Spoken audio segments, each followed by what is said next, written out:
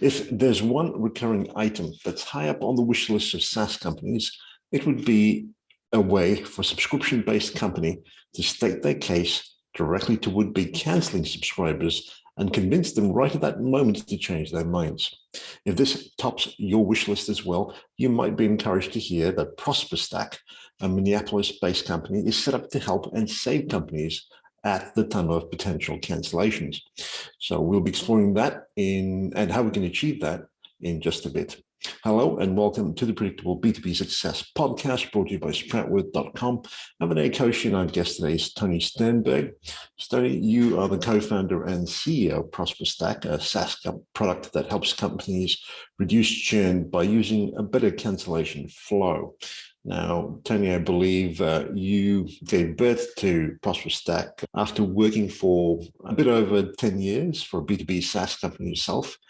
Before you and your co-founders decided to start this business. You launched a basic MVP, but realized that was too basic, didn't work as you expected. So you went back to the drawing board to create a better product. When you finally released this product, you hit another roadblock, as I understand it. You weren't able to get enough people to sign up for the product. And the ones that did often were the wrong type of customer. So I'd be curious to hear a bit more about your journey, but I believe over the past 18 months, you've gone from 0 to 6 figures in ARR. And I'd love to hear a bit more about that as well. But I'm curious, I leave a B2B SaaS company that obviously you've had a bit of time with, that we're doing pretty well at in order to start a new business.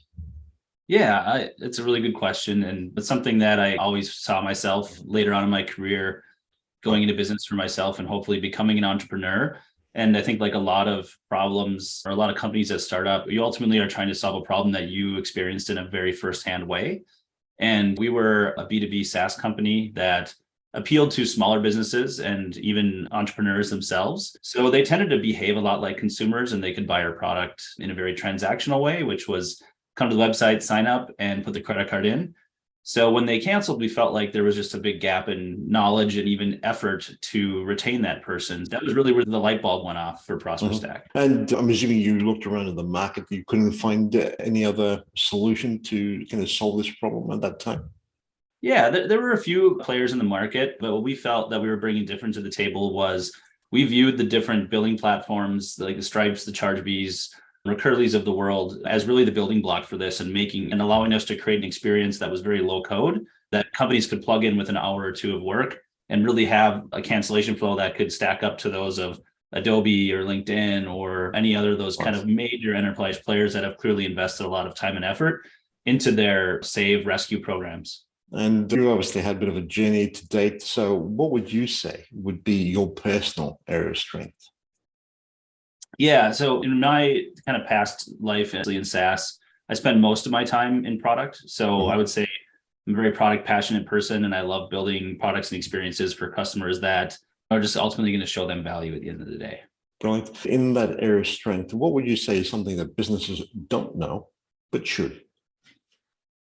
Yeah, that's another great question. I think like the biggest piece of advice that I got or learned at some point was, number one, customer engagement is key, especially in the product realm, but it's really how you ask and present those questions to your customer and not trying to lead them. Really key to building a great product and a great experience. So I always tried to focus on finding out what problems that the customers always had with our products or what pain points they still had, and not necessarily asking them about how they think it should be solved, because that's really the job for the designer and yourself and for everyone else in the company, but really just asking the correct questions to really get to the root of the problem without trying to lead them into a solution. Would you say that asking certain types of questions is more effective than others? Yeah, definitely. Open-ended, just getting kind of raw feedback is the style I like to use. I think if you start asking things like, would you prefer this or this? You're already leading them down a path that you have a preconceived idea in your head of how things are going to go, and you're not really giving them the option to think for themselves necessarily. I'm also curious, given that you work with a fair few companies who would claim to have a lot of data on their end and therefore know their customers pretty well, what would be your take on that? Yeah, I think as soon as you think you know your customers really well, you'll be Mhm. pleasantly surprised how much you might not know as much as you think. I think what's great is, and this is something that we really advise the companies we work with, is to include open-ended, and this kind of going back to my last answer, but we include open-ended questions even throughout, for example, the cancellation experience, because it gets you feedback that is very unanticipated and it's not preconceived about like a drop-down list of things that you want to pick what's wrong, but you're always going to get surprised by what your customers are telling you. Even and just when you have it figured out, something else comes up, right? It's a constant evolution process, and you always have to be willing to listen, otherwise you're going to get left behind. Given the way things are in the world today, would you say that we're at a stage where retention is the new customer acquisition? I do believe so. I think customer retention has been proven to ultimately be more cost effective. There's a ton of competition now than there was 10 years ago, and especially in the SaaS and subscription space. And investing in your customer success and your client success is really what's going to set you apart and allow you to grow even more. The companies that we talk to saying that, especially in tough times, everyone's doubling down on retention and keeping the customers that they've worked really hard to earn over the years. And would you say that there's been a change in the way people are trying to approach this idea of winning customers for life, especially now that things are a bit tougher? Yeah. Yeah. I think in combination with things being tougher and the amount of competition out there and the alternatives that customers have, I do think that has shifted how people go about not only evaluating software, but keeping them for life. And I think you have to really focus on creating a great customer experience in order to really hold on to that customer, because it's like features, those can be caught up with, right? If you have this great new feature, guess what? Next month, your competitor is going to have it too, if that's what they keep hearing about. But what you can ingrain at the top of your company is a customer-centric mindset.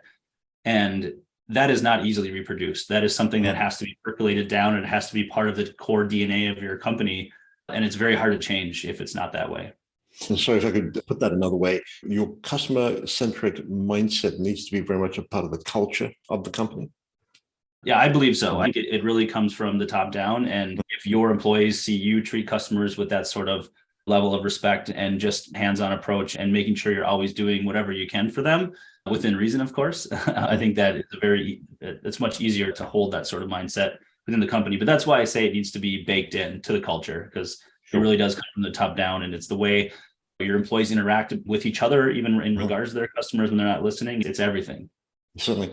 Could you rewind a little bit, take us back to that point in time when you were struggling to set up the right kind of customers? How do you approach it? What did it look like when it worked? What sort of experience were you creating for customers? Yeah. So this is going back a little bit to with ProsperStack after we launched, what sort of assumptions that we maybe made that were incorrect. And we took it to market and realized what we tried to do was create more of a delayed survey. And we would email customers after the point of cancellation to try to get more feedback and ultimately try to rescue them. The appeal to doing it that way was that we're like, hey, this is a no-code solution. You can just plug it into your Stripe account or whoever you're using, and just automatically take over from there. But what we found out was that after they've already left, it's really hard to get them and incentivize them to re-engage with you. You're not getting the feedback that you need from all your customers, and you're not getting as many win-backs as you possibly could get. So that was when we sold that to a few people, which found value in it, but we really realized throughout that process that in order to provide the most value for our customers, we actually need to be part of that cancellation experience and take it over. So we shifted our product at that point and decided that we're going to be an embedded cancellation experience that you can build with a low-code manner in our product. And that's really where we started taking off at that point, and we started providing more value to our customers and then ultimately more potential customers in different sort of industries too. Okay, correct me if I'm wrong here, but as I understand the overall experience of ProsperStack, it would be like you've had it up to here with subscription service, and you call in to cancel your subscription. ProsperStack partners with the said company to create a unique retention strategy for what happens after you, say, call the provider or live chat with them. And it's unique because the subscriber will encounter a different experience based on their subscription attributes, such as how long they've been a customer or how frequently they've used the service. Now, your company integrates all this data to give the subscription company deeper insights into the customer retention, process, thereby creating that unique pathway for the client. Is that kind of the gist of how it works?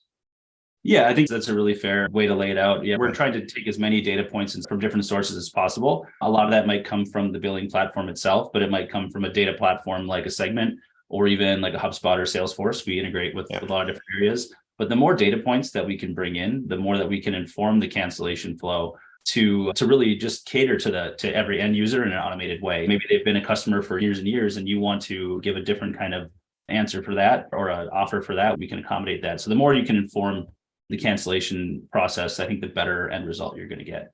And is your platform the right fit for just about any subscription service or SaaS company, or is there a specific segment that this works pretty well for? Yeah. So I think if we take subscription in general, there are a few kind of areas of subscription that I think can work better. But what we ultimately try to focus on is really what the end user is and the profile of the end user. And what we found is that it tends to be subscription-based businesses that are not only high volume, but also moderate price point. So it'd be something like maybe sub $100 per month revenue per account, and in the hundreds to thousands of cancellations per month. So the churn is enough of a pain point where they're going to want to invest something into rescuing that revenue that's coming out the door. Because there's like an inflection point where you're focused on acquisition for the very early stage of your company. And then when churn becomes, it gets ignored. And then when it becomes a big enough pain and a big enough issue where you're like looking at it saying, wow, there's a lot of companies walking out the door. Now you start saying, what can we do to improve that process? So I'm assuming that most companies would look at using a service like yours or a platform like yours at the point of experiencing a significant amount of churn. Is that the right time to start looking at it, or should we really start looking at the potential of churn and how we can minimize it right at that point of onboarding and move on from there? Yeah. I think it's fair to say that's when a lot of companies start wanting to utilize something like what we offer. I wouldn't say it's the right time. I do think it should be focused on early. And what we always say too is that there's no one silver bullet for churn. There's not one single thing you can do to reduce churn everywhere. It's really paying attention to all life stages of the life cycle. Are we onboarding them correctly in the early stage? And when they're in the mid stage of are they on the right plan? Are their product usage statistics and attributes and analytics in line with other companies that are getting value out of our product? And if they're not, how can we change that?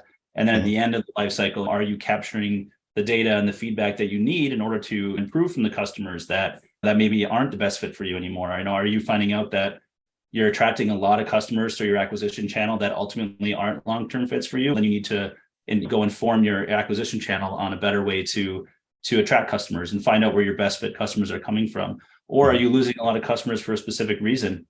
That can inform your product roadmap or your marketing language or whatever it is we want to use. So I think it's important to always capture information at every stage of the life cycle, regardless of the stage of your own company, because you're just going to be a better product and service because of it. Is there something to be said about establishing a value in a particular product for a client early on in the process and ensuring that that sense of value continues on? Because I would imagine that most voluntary churn would occur when a client ceases to see value in a particular product or service. Yeah, definitely. And the great thing, when they bought your product, there was that moment where they saw value in it. So there's kind of initial onboarding aha moment. You get them to that milestone and they're like, there's value here. I'm ready to buy and I pay. Now you want to make sure that value maintains throughout the life cycle. And that could change because their needs evolve, your product changes, your pricing changes. And if that value equation falls out of balance in your customer's mind, that's where they're going to go and cancel in a voluntary manner, right? How can we realign that value? Is it through a misunderstanding? Is it through a price adjustment or any other way that you can help? And if you can realign that value, you can keep that customer and they can stay with you for a very long time after as well. I'm also curious, obviously you were able to increase lifetime values by reducing your churn rate. Are there other benefits or impacts that we should be aware of while we look to create a better cancellation experience? Yeah. I think, like you said, the simple one is that it's an immediate reduction in churn, which is in turn going to be an increase in lifetime value. But I think the side effect of it is, you can't save every customer that wants to cancel. Sometimes your product outgrows them, they outgrow you, it happens.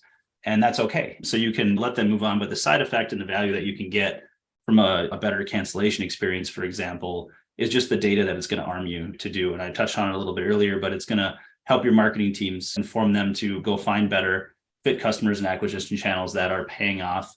It's going to help your product teams to help prioritize things like their roadmap, right? Sometimes it's really hard to justify, what are we going to build next? What are we going to do? But if you go and look at data and you say, wow, throughout our cancellation experience, we found that we're losing a lot of customers because of this particular gap in our feature. Now you can justify it in a way that shows actual lost revenue to your directors or your higher ups. And I think that's just a couple side benefits of that. And talk us through, if you could, how we should break up with this and why that matters. Yeah, great question. It's something that I am fairly opinionated on too, but I do believe that the last experience that a customer has with you, which is the breakup or whatever you want to call it, the cancellation, is really what sticks in their mind in a disproportionate way. So this is known really as what's called the peak end rule. And it just really reinforces that you need to give your customer an A+ experience at every stage of the life cycle. And just because they're maybe potentially going to stop paying you doesn't mean that you can just now throw them away and not care about that last experience, because guess what? They're going to be the ones talking to their friends and colleagues about the experience they had with you. They're going to potentially come back at a later time because they said, you know what? I didn't need that product at that time, but I would definitely go back and rebuy it because of the experience they gave me all the time. And they're always going to remember that last experience at the very end. Imagine if you were going to cancel your gym membership, which, a lot of people have, call in and they're like, oh yeah, you have to come in person and you have to basically bring your social security card and give us the thumbprint, because I don't know why the reason is, but that's what they do it. And then you get really frustrated if you try to call your cable or TV provider and you're finding that experience is frustrating because they route you through 20 different levels of call centers and ultimately give you an offer that you wanted in the first place. When you talk to the first person, you're going to get frustrated because of that. Now, in some industries, they get away with it because there's no alternatives, but their alternatives are well on their way. And even in those kind of industries that are really set in their ways and are being disrupted more now. But when it comes to SaaS and subscription and consumer facing products, the competition is there and you have to give that great experience if you want to retain customers and grow yourself to your fullest potential. Okay. Could you give us a couple of examples of what that looks like? This idea of giving people a stellar breakup experience. Yeah, I think it's something that means that the cancellation breakup experience is easy to access. It's not hidden. So it's very prominent where you think it would be. You'd log into your account, you'd go to some billing or subscription area, and you would find an option to cancel. And number two is I think that process has a really good balance between being consumer friendly and friendly to your organization and the information you want to gather. We've run hundreds of thousands of cancellation experiences for end users, and we are yet to ever be relayed a frustrated user that says, I'm so mad that I could self-cancel and I had to answer 3 questions in order to do it, right? But that doesn't mean you should add 10 questions in there. You should really find out what do I need to know? What are the bare essentials and what is the most impactful to me? And put them in there and then put it in a way that lets the customer drive it and ultimately gives them alternatives to cancellation based on the reason that they're canceling, because not every person really wants to cancel. They just feel like they have to. It could be a misunderstanding. It could be a misalignment in value. So if they're giving you feedback that they just can't afford you, and you're willing to give them a discount, whether it even be temporary, while they overcome their own issues, give a price adjustment. If they're not using your product, a lot better than letting them churn out and hopefully come back later, because most of us in the subscription industry know the hardest thing to do is to get someone to put that credit card in and pay you. Why not give them a break or pause it or just a couple months off? This was something at the start of COVID that was super popular because people just canceled everything, not knowing what was going to happen. But the companies that had something in place and said, you know what, just take a 2-month pause. You can still use the software. We'll resume you later. That a lot of people did that and they came back as happy paying subscribers. If it's a service issue that you uncover, offer a 1-to-1 meeting, a direct call to support, call them right back, give a link to a live chat, and you'll find that you can overcome a lot of those kind of issues in a very automated way, even by going to help center articles. So those are some core things I think that a really good experience at the end could be like, because I think the customer is going to walk away saying, I had control over that. I chose to cancel. They didn't really put these hurdles in my way. And I still think in a positive manner about them. Certainly. Are there things that we could learn from companies that manage the cancellation experiences well, as opposed to those who don't? If so, what would they be? Yeah. And I think this is what has informed ours. We include base templates, but we are very consultative and every end user is different. So there's no kind of one cancellation experience that fits all. But what we did at the onset to really inform ourselves of what common practice was and what we felt were really good experiences, where we went and dissected probably 100 and something cancellation flows.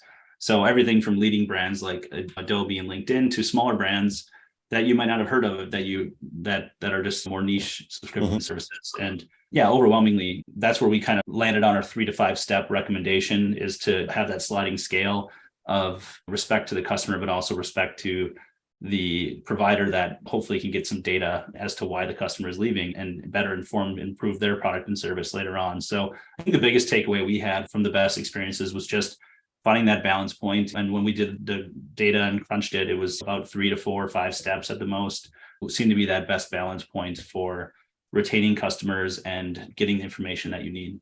So I take it there's like a bit of a template, best case practice that you use. Are there particular KPIs that you incorporate into the process, or is it very much dependent on the company? And what about the customer itself?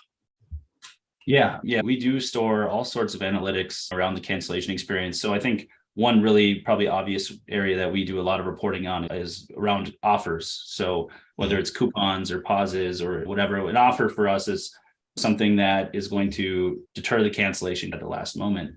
And we track things like individual offer acceptance rates, how often offers are presented to end users, what the overall rate is, and even tools like A/B testing to show what offers are the best, because there's a couple ways to look at it. A lot of times companies just don't know what offers they should use. So they need to test that out. And if you have enough volume, if you're in the hundreds and thousands of cancellation a month, you can iterate pretty quickly with a good amount of confidence that the results that you're getting are the best ones. So it's not always about optimizing for just the most retention possible.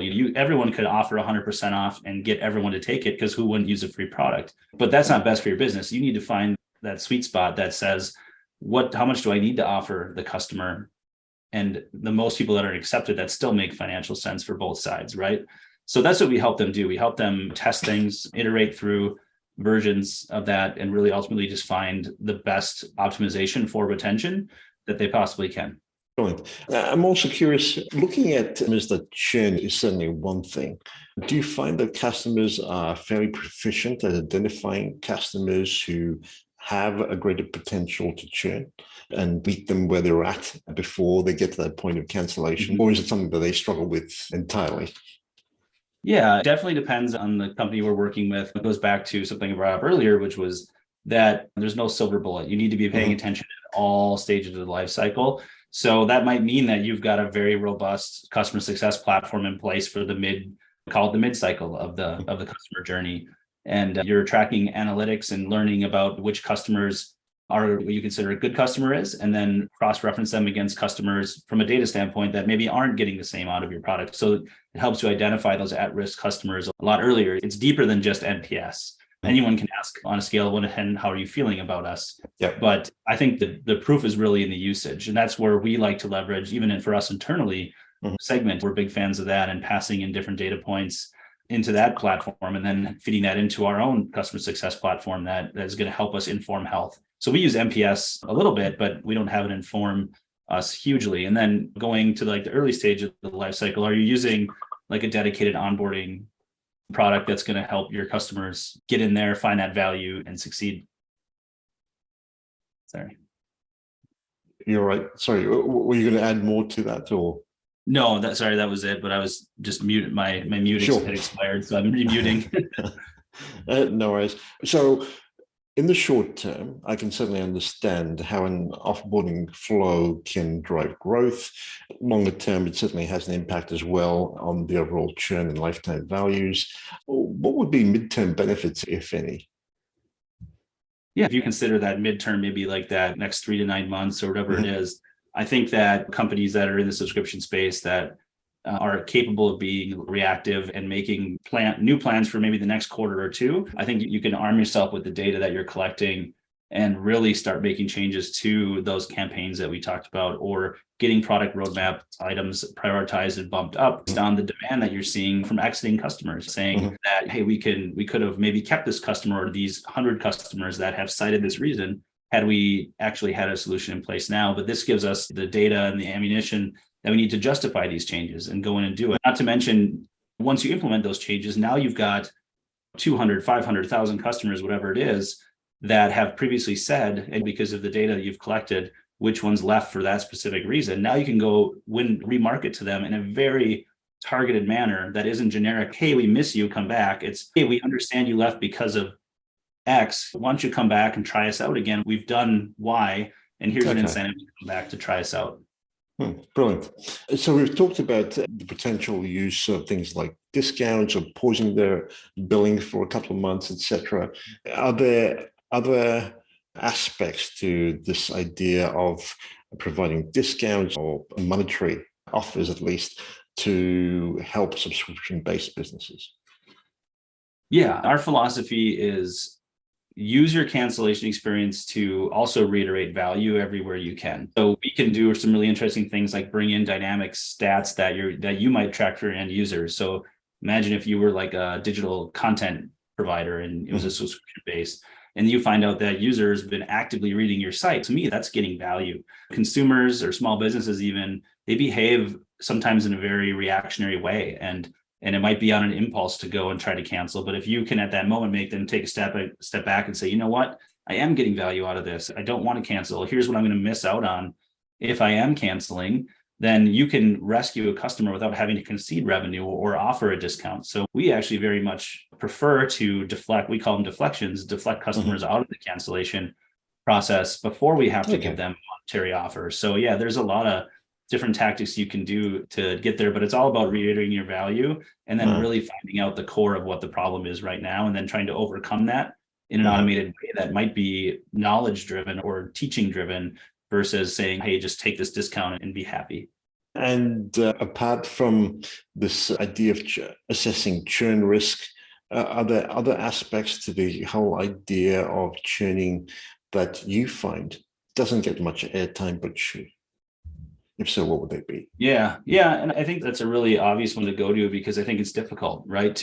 I think if you could come up with a product that predicted churn, you'd probably make more money than anyone on the internet, right? Yeah. So that's why the predictive behavior is really tough to get into. But I think we're getting to a point now through whether it's AI modeling and showing and putting a lot of data points for all of your customers into a model and then having it spit out and say, here's what we're seeing are common overlaps between companies that are churning, right? So I think that's why it doesn't get a lot of attention because it is very difficult to do. Whereas trying to acquire a customer and hopefully if we give them a good onboarding experience is something that I think is a little bit more attainable and tangible because you get them into the product and they put their credit card in and pay you. You say, oh, my onboarding worked. But finding out when they're not happy in that mid-cycle and ultimately are going to try to churn is very difficult. So we do put flags and warnings in there for companies that we deem at risk. So we look at companies that have previously looked at the cancellation flow that maybe opened it, didn't complete it, and we will pass along those warnings. But it is a pipe dream of ours to definitely get into that space of being able to say, hey, here's the customers that are probably going to churn with this much likelihood and confidence that we have based on that. And that's hopefully something we'll get into at some point. As I understand it, you certainly integrate with a lot of other systems that customers might use. In terms of the tech stack, are there any particular prerequisites or must-haves, as you will, in order to maximize the full use of a platform like yours? Yeah, there aren't any must-haves. We are billing platform agnostic, so we can work with anyone, even a homegrown system. So we have APIs and custom integrations available. That said, it is much easier if you're on what we would call a standard tech stack because you can just plug everything in and get going in an hour. So that would be different industries tend to use different tools. But if you're a SaaS company and you're using Recurly, ChargeBee, Stripe, that's a very direct integration. If you're using HubSpot, Salesforce, Twilio Segment, Slack, we've got tie-ins to all of that. Those are some really ideal tech stacks that we can work with. But I would say those are more nice to have things than hard requirements that I would consider must-haves. In the e-commerce industry, we're in with Shopify, Bold, and Recharge, and the list goes on. We have a lot of billing platform type integrations right now. And I know this isn't quite your wheelhouse, but for those who have subscriptions at a higher price point, would you say that it should be more of a personal approach to this whole cancellation process?